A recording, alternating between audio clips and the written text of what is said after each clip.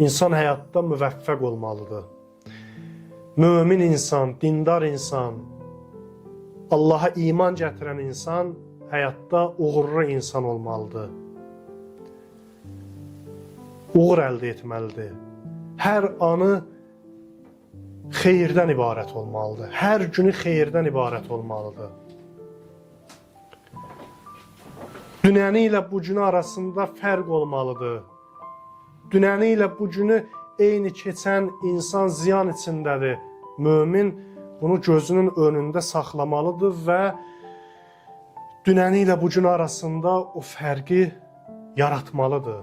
Yəni, mən dünənki insan deyiləm, bu gün dəyişmişəm, bu gün daha çox uğur əldə eləmişəm, bu gün daha çox Allaha yaxınlaşmışam, bu gün işlərimdə daha çox müvəffəq olmuşam, bu gün insanlara daha çox xeyrim dəyib, faydam dəyib. Fərq olmalıdır. Fərq olmalıdır.